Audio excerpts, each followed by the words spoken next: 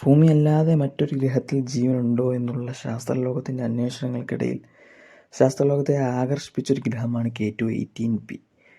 സൗരയൂഥത്തിന് പുറത്തും ഭൂമിയുമായി വളരെയധികം സാമ്യതയുള്ളതുമായ ഒരു ഗ്രഹം.